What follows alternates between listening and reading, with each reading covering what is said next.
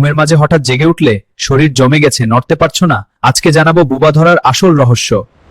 এক রাতে আমি খুব টায়ার্ড ছিলাম, ঘুমিয়ে পড়লাম। হঠাৎ ঘুম ভাঙলো, অন্ধকার একটা ছায়া দেখলাম ঘরের মধ্যে দাঁড়িয়ে আছে আমার সামনে। মনে হচ্ছে কেউ বুকের ওপর বসে আছে। চিৎকার করতে চাইছো কিন্তু গলা দিয়ে আওয়াজ নেই।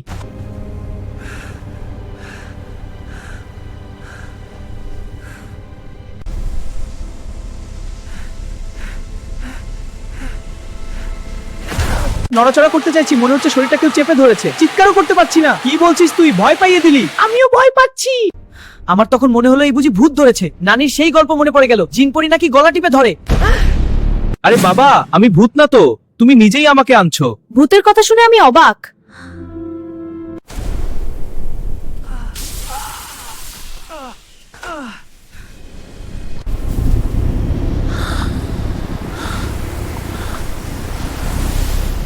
আসলে এটা ভূত টুত কিছু না, এর নাম স্লিপ প্যারালাইসিস।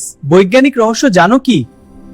ঘুমের সময় শরীর এক বিশেষ দশায় যায়। মস্তিষ্ক শরীরকে সাময়িকভাবে পক্ষাগ্রস্ত করে রাখে, যাতে স্বপ্নের মতো নড়াচড়া না করি। কিন্তু মাঝে মাঝে একটা গোলমাল হয়, শরীর প্যারালাইজডই থেকে যায়, কিন্তু আমাদের ব্রেন জেগে ওঠে।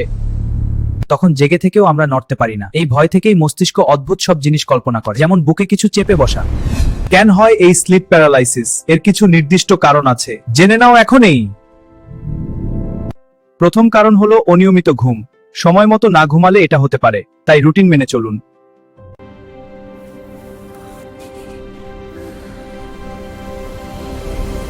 অতিরিক্ত স্ট্রেস বা টেনশন, মনের চাপ শরীরকেও প্রভাবিত করে। স্ট্রেস কমানো খুব জরুরি। চিত হয়ে ঘুমালে ঝুঁকি বেশি। বিশেষজ্ঞরা পাশ ফিরে ঘুমানোর পরামর্শ দেন। শোয়ার ভঙ্গিও গুরুত্বপূর্ণ।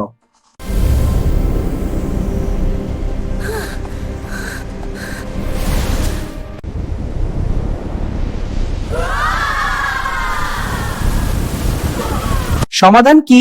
নিয়মিত ঘুমানো, প্রতিদিন একই সময়ে ঘুমানো ও ওঠা। একটি রুটিন তৈরি করুন। স্ট্রেস কমানো, মেডিটেশন বা পছন্দের কাজ করুন। নিজেকে চাপমুক্ত রাখুন। Whoa, what's that? It looks dangerous. Don't worry, I got this. You cannot stop me. Watch me! পাশ ফিরে ঘুমানোর চেষ্টা করুন, এটি অনেক সময় কার্যকরী হয়। আপনার ঘুমের ভঙ্গি পরিবর্তন করুন। তাহলে দেখলে তো, বোবা ধরা আসলে ভূত নয়, এটি একটি সাধারণ বৈজ্ঞানিক ঘটনা।